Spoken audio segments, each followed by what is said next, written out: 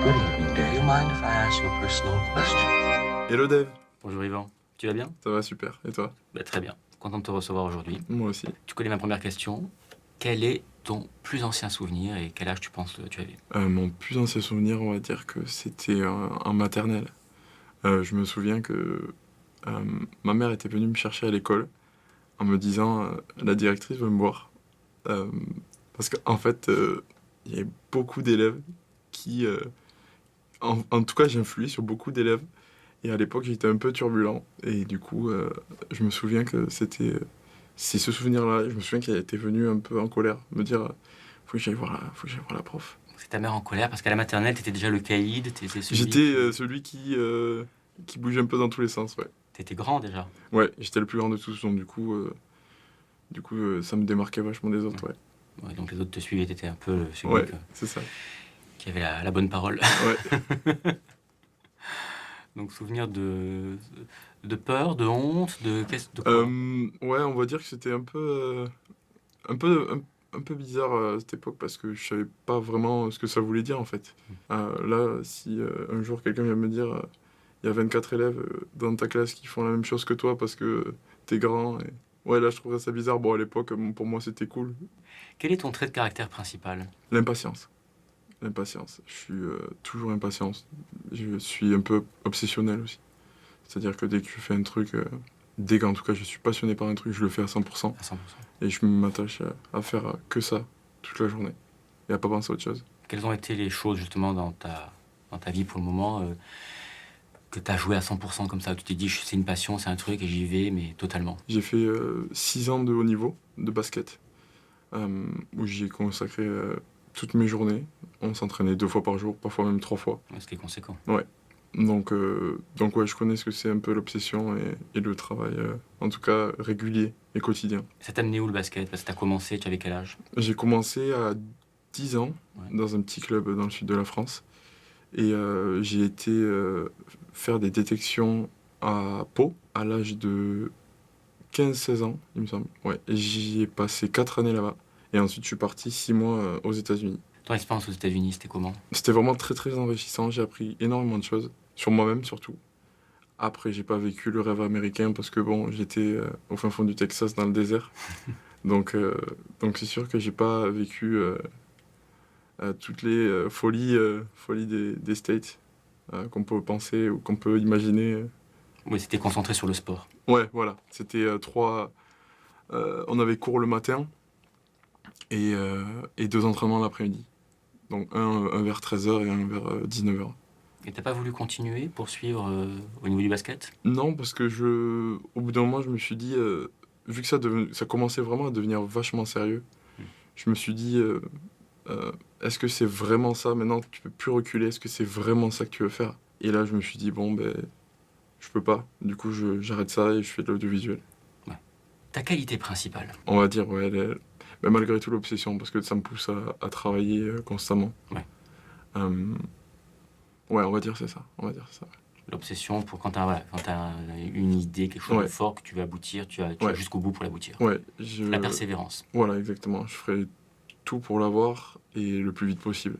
C'est-à-dire que si j'ai quelque chose en tête, je peux pas faire d'autres choses à côté. Il y avait des choses que où tu étais comme ça en mode obsessionnel et que Ouais. tu n'as pas obtenu. Ben, malgré tout le basket, Ouais. vu que j'étais quand même, en tout cas je pense, ceux qui travaillaient le plus individuellement hors des entraînements et même qui pensaient le plus. C'est-à-dire que moi, dès que j'ai une passion, un truc comme ça, j'y pense toute la journée et tout le temps. Et je me demande toujours est-ce que je vais réussir en fait. Et donc du coup, ouais, on va dire le basket, même si j'ai arrêté par choix. Je pense que ouais, ça reste le basket. Vu que ça a été les 5 dernières années de ma vie, et que j'ai que 21 ans, Ouais. ça fait quand même beaucoup. Ça fait combien de temps que tu es à Paris maintenant? Ça fait depuis janvier, donc ça fait 7-8 mois. Ouais, d'accord, c'est très récent. Ouais, c'est très récent. Spontanément, tu te revois quand tu étais enfant tout petit, qu'est-ce que tu imaginais être comme... Quel adulte imaginais-tu être?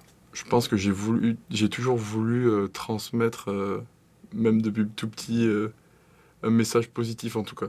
Ouais. Donc, je ne savais pas encore ce que je voulais faire parce que être sportif de haut niveau, à l'époque, c'était pas du tout dans ma tête. vu que Yeah. c'était beaucoup trop pour moi. Il y avait des métiers comme ça qui pouvaient te fasciner, te plaire. En fait, j'ai été le genre de petit qui voulait tout faire. C'est-à-dire que s'il voyait euh, la natation au JO, il voulait se mettre au JO. Si il voyait du rugby, il se mettait au rugby. S'il voyait une série sur la médecine, il voulait faire de la médecine. Donc je savais pas vraiment en fait ce que je voulais faire. Pourquoi es-tu allé vers l'audiovisuel? Qu'est-ce qui te plaît dans le monde de... Alors, c'est que j'aime pas dire cinéma, YouTube, machin, mais le fait de te retrouver devant la caméra, d'être filmé, d'écrire pour, de jouer la comédie, qu'est-ce qui te pousse à ça? Ouais, en fait, depuis tout petit, ce que j'adore faire, c'est, quand on dit faire le clown, moi vraiment ce qui me fait vraiment rêver, c'est de faire rire, faire rire tout le monde, quoi. Et du coup, je me suis dit, le seul moyen de le faire notre génération en tout cas, c'est de commencer par les vidéos. Maintenant, je pense que c'est le moyen le plus facile pour montrer ce qu'on peut faire. Puis malgré tout, il y a quand même cette liberté qui fait qu'on peut faire vraiment ce qu'on veut. Et donc je me suis dit, bon ben, commence à faire des vidéos de ce qui te fait rire à toi et de ce que tu sais faire. Et voilà, tout simplement. C'est faire rire les gens. Ça, c'est ça qui me donne envie de faire de l'audiovisuel. Ouais. Et j'adore incarner des personnages aussi. Quel type de personnage? Quels sont les gens qui t'ont marqué, qui t'ont... Aussi bien dans les deux sens, je veux dire, le personnage de fiction ou le personnage réel qui t'inspire? Il y avait Ma famille d'abord, Malcolm, Les Simpsons, toutes ces séries-là où moi je pouvais regarder des heures et des heures. Et dans ces séries, est-ce que t'as pas un personnage qui t'a plu, qui te touche plus que les autres? Dans chaque série, on a toujours. Ouais, si en fait ça a toujours été le rôle du mec un peu débile mais qui est super gentil. Donc dans Les Simpsons c'était Homer, dans Malcolm c'était Reese, dans Ma famille d'abord c'était Junior avec sa grosse tête. Et en fait ces mecs-là attachants et drôles, moi ça m'a toujours fait quelque chose. Et du coup je me suis... Décalé, des Ouais. genres de Forrest Gump. Est-ce que tu te sens décalé, toi, par rapport... Est-ce que tu t'es déjà senti décalé par rapport à tes contemporains, par rapport à quand tu étais enfant au lycée, au collège? Oui, dans le sens où déjà physiquement j'étais décalé, donc malgré tout ça crée quand même une légère distance. Ensuite, ouais, j'ai toujours eu ce côté un peu hyperactif. Donc ouais, je me sentais un peu pas différent parce que j'ai quand même eu de très bonnes relations et j'ai toujours eu de très bonnes relations amicales ou sociales, mais ouais, on va dire ce côté toujours obligé de faire être en représentation, toujours essayer de faire rire ou sinon on me trouve pas intéressant en fait. C'est un peu ça. Si tu pouvais inviter quelqu'un à un dîner en tête-à-tête, qui choisirais-tu? Attention, tu as la possibilité à ce dîner d'inviter quelqu'un de très célèbre, quelqu'un qui est mort, un personnage historique, voire même un personnage de fiction. Alors moi je vais prendre quelqu'un de vivant, c'est Alexandre Astier. Ouais. Ouais, je suis un immense fan de ce gars. J'ai regardé Kaamelott des centaines de fois. Et j'adore ce personnage à la fois ultra cultivé et en fait le style d'écriture qu'il a, moi c'est quelque chose que j'adore et qui me fait vraiment trop rire. Et puis même il y a un de ces personnages dans Kaamelott qui me fait aussi super rire. C'est aussi le rôle du débile attachant, c'est Caradoc. Oui. Et Perceval, et les deux. Et ce rôle-là un peu qu'il a de tuteur, mais en même temps d'être hyper drôle. Moi, c'est ça qui me fait vraiment trop rire. Donc oui, ce serait lui. Avant de téléphoner, est-ce que ça t'arrive, avant de passer un coup de téléphone important ou qu'il y a... Donc avant de passer un coup de téléphone, est-ce que tu prépares ce que tu vas dire, ce que tu vas... Non, Non, jamais. non. Moi, je me dis toujours, de toute façon, comme tu l'as imaginé, ça se passera jamais comme ça. Donc c'est vrai que même quand j'ai un coup de fil important, je me dis, appelle. De toute façon, dans tous les cas, tu auras préparé un truc que tu vas oublier de dire. Je me souviens du bac de français au lycée. J'avais vachement révisé et du coup, je crois que ça m'a fait un traumatisme en fait. J'avais vachement révisé, j'avais tout préparé ce que je voulais dire. Et puis devant l'examinateur, j'ai dit mais mais vraiment aucun truc que je t'avais voulais préparé. dire. Ouais. Et du coup, je pense que depuis ce jour-là, ça m'a fait un déclic. Je veux plus préparer ce que je veux dire. Peux-tu me citer 3 éléments que tu as en commun avec la personne avec laquelle tu partages ta vie ou qui est le plus proche de toi? Les personnes, parce qu'ils sont deux, c'est mes frères, Ouais. qui sont les plus proches de moi. La taille, parce qu'ils sont quasiment aussi grands que moi. L'humour, je m'inspire d'eux au niveau des blagues, au niveau des... Même quand j'incarne des personnages, je sais qu'ils les font aussi bien que moi. Euh, et la troisième chose, euh, ce côté un peu anticonformisme, on va dire. Ouais. C'est vraiment, on aime bien être un peu décalé de la masse, en fait. Penser autrement. Enfin, je sais que eux l'ont et qu'ils me l'ont vachement inculqué. Ce sont tes frères aînés? Oui. Vous avez combien d'écart? Alors, j'ai 1 an d'écart avec le second et le dernier, le plus grand, j'ai 3 ans d'écart. Vous êtes assez proches. On est donc, assez proches, ouais. ouais, c'est bien. Ouais. Ils sont à Toulouse toujours? Non, ils vivent avec moi sur Paris. Ah, c'est génial. Ah, Ouais. vous êtes tous les trois. Moi, on est en coloc. C'est super. Ouais. Que serait pour toi la journée parfaite? Se réveiller tôt, déjà. Je suis quelqu'un qui se réveille vraiment tôt, qui dort peu. On va dire déjà se réveiller avec une vue sur la montagne, prendre un bon petit déj sur une terrasse, se lever et vraiment faire ce qui me plaît le plus et faire rigoler des gens. Donc ce serait, pour l'instant je sais pas encore vers quoi je vais me diriger, mais ce serait vraiment faire ça toute la journée et rentrer le soir et avoir le même chalet et la même vue. Quelle montagne? Euh, À Toulouse, c'est les Pyrénées. c'est les Pyrénées, ouais. J'ai pas eu l'occasion d'aller voir les Alpes, j'ai pas eu l'occasion de voyager beaucoup, mais ouais, ce serait les montagnes ou même vivre à l'étranger. J'aimerais bien, par exemple, moi je me vois à 60 ans partir à la retraite au Japon, dans les montagnes japonaises C'est très beau. et vivre là-bas. Ouais, moi c'est quelque chose qui me fascine. Mais ça fait pas peur aussi, la vie en ermite? Peut-être que la montagne, c'est pas très... Non, je suis quand même quelqu'un de très solitaire. J'aime beaucoup et j'aime vraiment rester tout seul souvent. J'ai vraiment besoin de beaucoup de liberté, j'ai vraiment besoin d'être dans ma bulle très très souvent. On peut penser que je suis parfois sociable, mais c'est vraiment... j'ai besoin de ça en fait. T'as besoin de ça pour te ressourcer ou t'as besoin de ça aussi pour créer? Pour créer, toutes mes idées, elles me viennent surtout quand je suis dans ma bulle et pas dans la vraie vie, où je suis quand même quelqu'un de très... je pense à beaucoup de choses, donc du coup j'ai pas l'impression de réfléchir à ce que je peux faire après. Enfin, comme je t'ai dit, je vis vachement dans le court terme, donc du coup, je me dis pas, putain, ça pourrait être une idée. Ouais. Ça me vient vraiment au moment où je suis dans ma bulle, où je suis au calme, et c'est dans ce moment-là où je crée le plus. Ta pire journée, ça serait quoi? Le genre de journée où tu te lèves hyper tard et tu sais que t'as vraiment rien à faire dans la journée. Il y a même pas une chose où tu te dis, oh putain, ou même parler à... Si vraiment c'est le genre de dimanche en fait où tu sens que c'est la rentrée le lendemain, où tout le monde est sous pression Et en même temps, il n'y a rien à faire. et en même temps il n'y a rien à faire et tu as l'impression de gêner tout le monde parce que si tu veux leur parler, mais ils te disent oh, attends, c'est déjà la merde. Ça, c'est vraiment le genre de journée que je déteste. Je pense on va dire que c'est le dimanche en fait, le dimanche vers 5 h, où tu sens que tout le monde commence à réaliser que demain c'est lundi. Et pourquoi? Parce que tout d'un coup, tu te dis, il fallait que tu fasses des choses pour le début de la semaine ou... J'aime que les gens autour de moi soient bien. Mm. Et du coup, dès qu'il y a une atmosphère un peu Ouais, une tension. une tension, et bien même moi ça me met sous tension alors que j'étais pas sous tension il y a 5 minutes. Et ça, Donc, t'es une éponge ouais. aux émotions des autres. ouais, je suis vachement une éponge, surtout avec mes amis proches et avec qui je suis vachement une éponge. Ouais.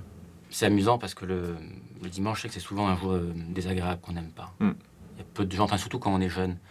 Et enfant, n'en parlons pas. Enfant, c'est samedi, oui, ou vendredi soir. J'adorais le vendredi soir, moi, je me rappelle. C'est la fin de l'école, on se dit qu'on allait au cinéma, on allait faire des choses. Il y avait le potentiel d'un coup tout s'ouvrait. Mais le dimanche, c'était mince. Est-ce que j'ai tout fait? Est-ce Ouais. que tout est prêt pour lundi? Moi, c'est vraiment cette tension qu'il y avait qui, moi, j'aime pas du tout. Ouais. C'est pour ça que je me couche, même quand je me couche hyper tard, et je dors très peu parce que j'ai envie de profiter du moment. Je me dis, mais putain, demain c'est loin. Quand as-tu pleuré pour la dernière fois? Je crois que c'était aux États-Unis au moment où, la semaine où j'ai décidé de dire à ma mère, j'arrête. Et qu'elle me disait, non, tu fais une connerie, c'est pas possible. Et là, je lui ai rabâché toute la semaine que c'était, tout le mois même, que c'était ça et pas autre chose. Ouais, parce que du coup, j'ai dû m'engueuler un peu avec elle. C'est intéressant parce que souvent les parents, au contraire, peuvent comprendre, bon, c'est dur, reviens. Et là, Ouais. non, Non, ouais. elle t'a poussé. Non, ouais, ma mère, elle est pas du tout du genre à garder ses enfants près de soi. Ouais. Elle adore ce côté un peu, je lui donne la liberté. Et nous aussi, c'est ce qu'on adore en fait. Dans cette relation, c'est qu'on est vachement proches, avec des discussions, même au téléphone. Mais elle a pas du tout ce côté mère-poule qui Ah. nous couve. En même temps, c'est bien parce que c'était aussi, ça a permis de vraiment se dire, c'est pas une passade, c'est pas un moment de faiblesse. Hmm. Non, c'est vraiment j'ai besoin d'un changement. Exactement, ouais. Quand as-tu chanté pour la dernière fois? Hier soir. Je chante beaucoup, j'adore chanter. Je peux... T'as chanté pour quelqu'un ou pour toi? Non, pour moi, dans mon appart avec mes potes. Et c'était Euh, quoi? Vous avez chanté quoi? non, moi, en fait, je chante de tout, j'adore chanter. Là, hier, par exemple, quand je chantais, c'était du rap, mais je le faisais en mode de chanter, ça allait pas du tout avec le style, C'est rigolo. mais j'adore y placer quelques vibes. As-tu déjà eu un grand moment de solitude? Non, je pense pas que j'ai eu des moments marquants comme ça. Ça m'aurait marqué en plus, moi, Oui. parce que je suis vachement sensible, mais j'ai eu des petits moments, mais pas de gros moments qui m'ont traumatisé, non. Et est-ce que tu as eu des grands moments de solitude, mais dans le côté positif, justement, des moments où tu étais seul et il y a eu une plénitude, toi face à la nature, toi face à je ne sais quoi, qui était, voilà, qui ont fait que c'était des grands moments. Ouais, je me souviens, une fois, on était partis en randonnée, je crois, avec l'école. Mhm. Et bon, je vais être rébarbatif avec la montagne, Pas rébarbatif du tout. mais je me souviens à un moment, je m'étais un peu écarté du groupe et j'avais une vue vraiment pour moi tout seul, parce que tout le monde parlait pendant la journée, tout le monde. Et moi, je voulais trop profiter du paysage. Je me souviens, je m'étais écarté pendant un moment et j'entendais plus rien avec une vue sur les montagnes. Et là, je me suis dit, ouais, yes.